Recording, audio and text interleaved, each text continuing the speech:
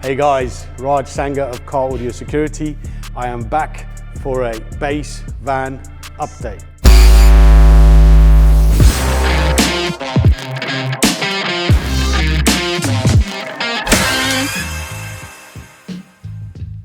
This is Rocky Batel's bass van. Now, the bass side is already done. If you've not watched those episodes, you must watch the last episode, which you dropped a few weeks ago. There's a link here.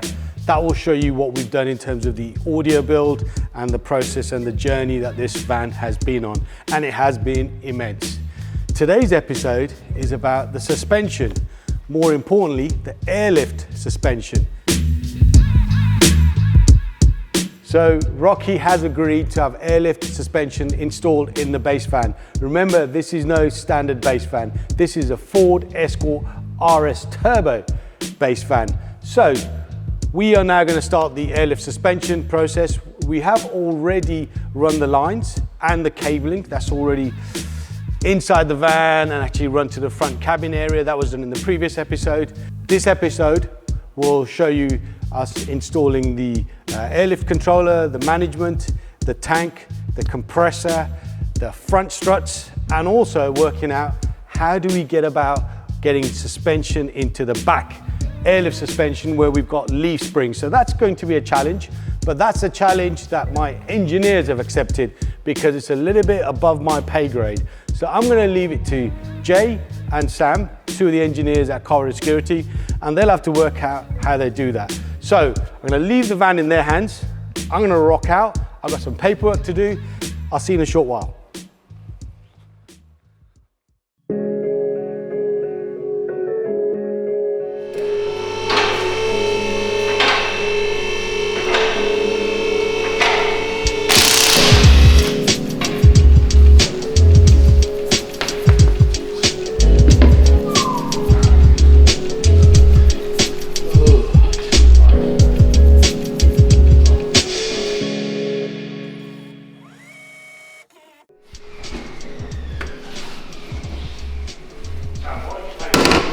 One front strap. So we need to mimic that.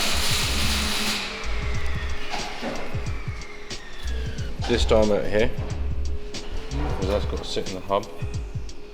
This bag here, and we've got to do something for the top. Oh, so this whole thing has to be is a custom job then?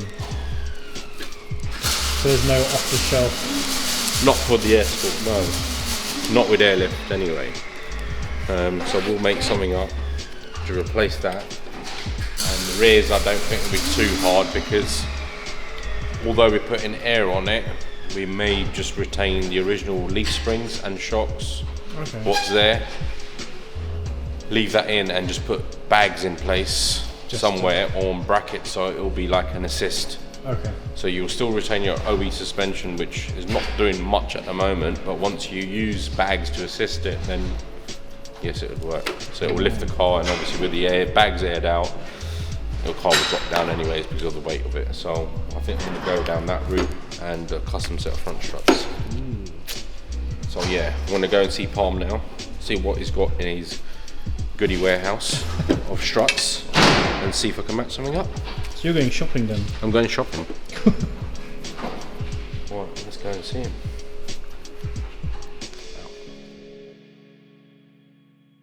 Go, let's go. Let's go!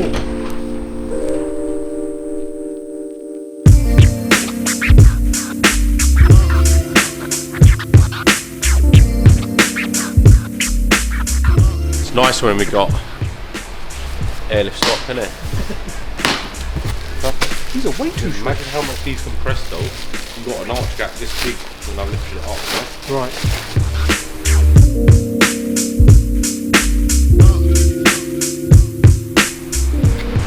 I think we can make these work.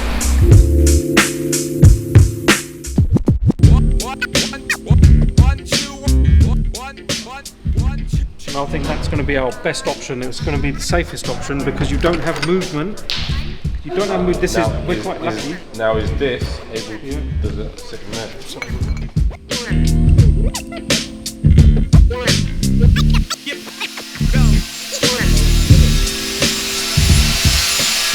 fan power.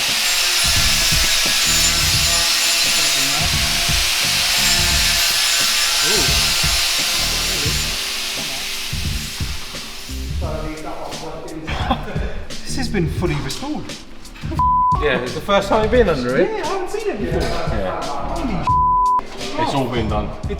Someone's gone through this like properly, like taken it all apart. It's very, very clean. Powder coated all the necessary bits, and someone's done a good job. I didn't catch that. Nor did I, mate. Yeah, no, nor did I, mate. Don't worry about it.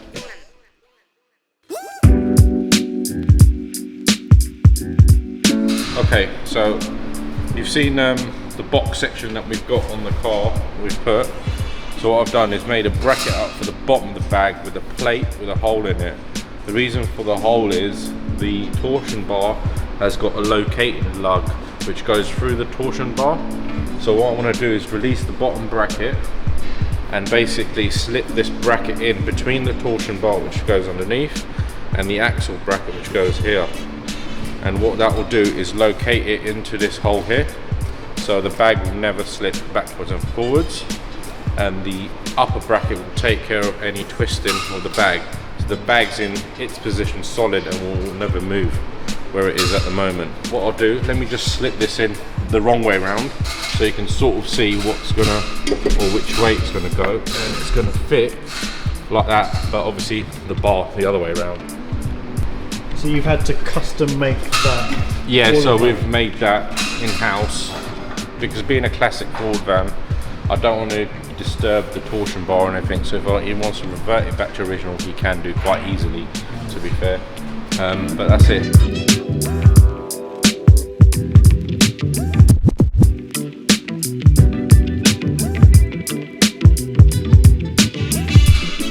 Let's go. Follow the strut. Let's go. So what we've done, this is the mock-up. Okay. And that's the finished one. They're for the fronts, so they're the bump cups. So we've just finalised it, given it some paint on it. So that is what they'll look like. So it's this way around. So that fits in the hub like that. Yeah. Locates in like that. That's where your brake hose and the strut winds into there, and your bag on top.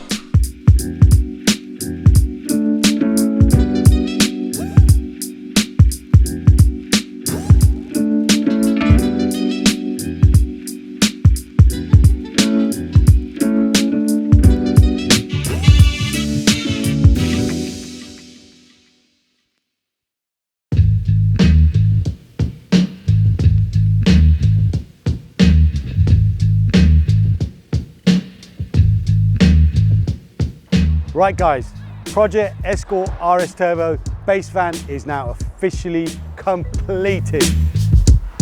Let's go straight into it. First and foremost, the correct Rockford Fosgate sticker is now on the back of the van. So let's show you the boot build. Let's quickly go through the audio equipment. If you check at the end of this episode, in the description, all the links to the products will be there. So I'm not going to get too technical and go sort of too in depth.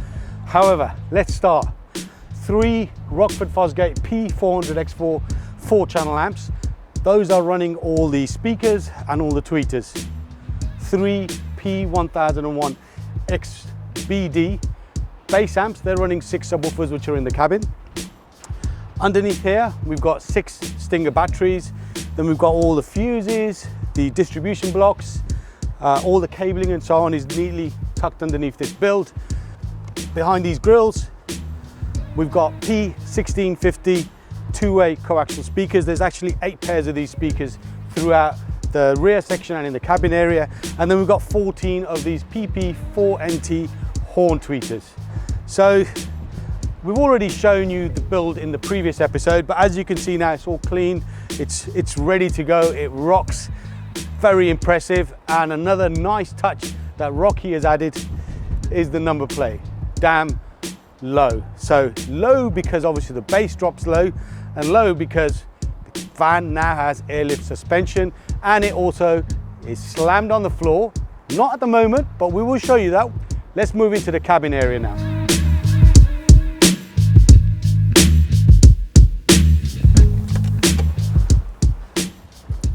Right guys, the cabin area. In each door we have 3 Rockford P1650 two-way coaxials. We've got 2 of the horn tweeters as well. We've got the kick panel builds with the Rockford P1650s as well. And above the Kenwood DMX 972 XDS 10-inch screen, we've got another 2 horn tweeters. Again, all of this has been explained in the previous episode, and all the technical information will be in the description below. Now, controls. We've got on-off toggle switches for the complete system, the lighting, and also the build in the back behind the subs. We've got some Stinger voltage meters as well for the front battery and for the rear batteries. And we've got the airlift controller right here. Yes, the airlift performance 3P, that's pressure-based system, is now installed on the vehicle. Wasn't an easy job, was a challenge. First time we've done an Escort van from this era. Leaf springs on the back, you've got custom struts, we've got a single tank and a single compressor, which is nicely hidden behind me. Directly in between the 2 seats, we've got this 7-Up can lit up in a custom build. Why do we have a 7-Up can? Well, this is a nod to the original Fido Dido 7-Up tie-up back in the early 90s. There's a nice synergy between the Fido Dido character and having your fingers in your ears when the bass was played, and obviously hair all over the place. So this is like a nice nod to that 7-Up can, Fido Dido stickers on the exterior of the van. And finally, obviously behind me, we've got the 6 Rockford P3 15-inch woofers in custom cabins with a mirror at the back, which sort of accentuates the display area. It makes it look like there's 12 subwoofers, but actually there are 6, and it's all nicely LED lit up, all wrapped in lovely vinyl and carpet on the inside of the cabin area.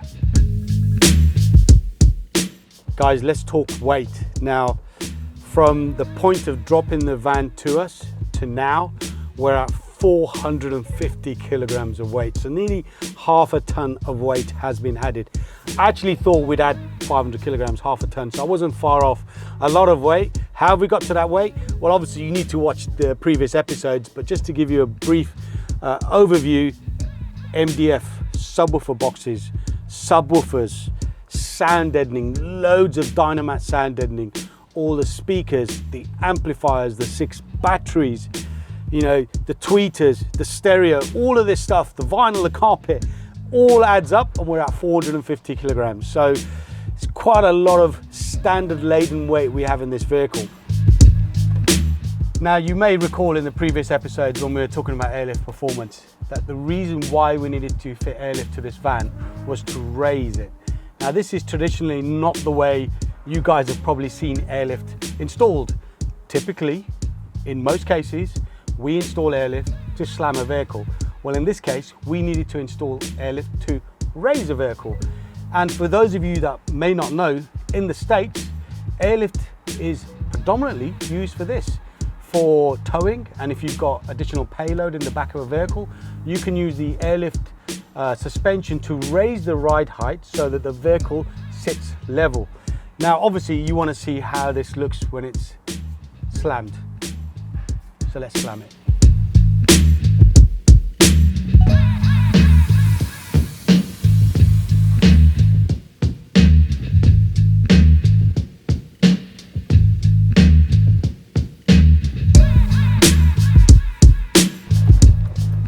So there we have it, guys, slammed, but not so slammed on the front. And there's a reason for that. The actual offset of the wheels won't allow us to go any lower. In fact, if we did try and go lower, we'd actually pull these arches out. These tires are sitting literally on the arches. There's scope to go maybe an inch lower. So Rocky has managed to get another set of wheels with a slightly better offset. I don't think they're as wide, and he'll get different tires. Then we'll be able to air out even more so on the front. So we'll do a subsequent video with the new wheels. But as it stands now, the van does look extremely impressive.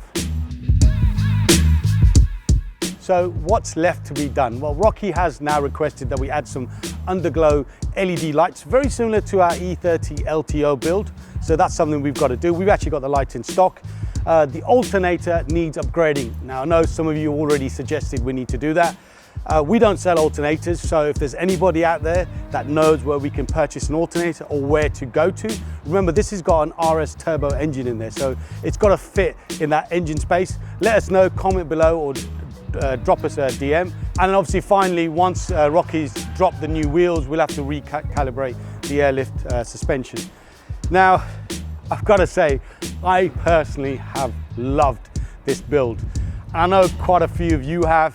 You know, there's been suggestions that we need to do another build ourselves. The last time we actually had a base vehicle was 7 or 8 years ago. We used to have an Audi Avant. I think it's time we added another base vehicle to our fleet. Personally, I'd like to do an RS4 Avant, resurrect our number plate base low.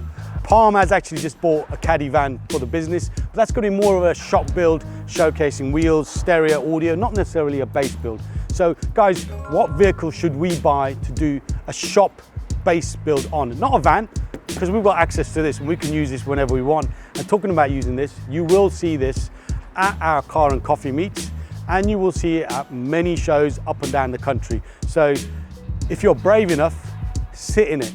And let's get your opinions when you do sit in it. Make sure you obviously tag us when you're at an event and you see the van and it's in full flow. Obviously that's important, and we'll share your tags. Now, I think you guys are thinking, Raj, shut up. We want to hear the van. So you know what? It's over and out from me. Comment below, like, share and subscribe. I'm going to hand over the keys to Blade, because Blade feels like he's a bit of a bass head. So I'm going to let Blade take over the end of this episode, and he can play some music and hopefully he can show you what this van is about. I'll be back soon. There will be a reveal episode with Rocky to show him the van. He's seen the van and the progress throughout the journey, but he hasn't actually seen it with the air and all the extra touches that we've done. So I'll be back soon. Let's get Blade out and he'll play you some music.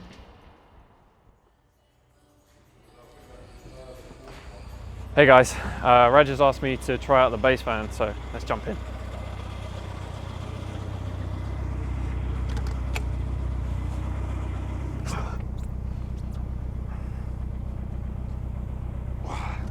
Pair up my phone. This is probably a good one. Alright, let's start 0 volume, 0 bass. We'll turn it up from there. Let's just get some audio, no bass at the moment. I'm going to close the door. Okay. Okay, so we're at volume 10. Volume 10, turn the bass up.